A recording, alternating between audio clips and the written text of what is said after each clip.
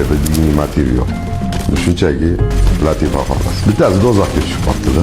Bir yengilligi bor ekan, qaysi qozonda qaynashingni o'zing tanla deyishdi.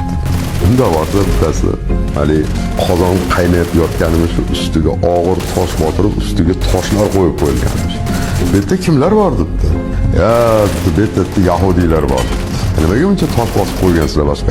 Debdi, biriga ehtiyot bo'lib qarash kerak deyishdi. Bittasi chiqsa bo'ldi debdi. Qolgan tosh ketadi.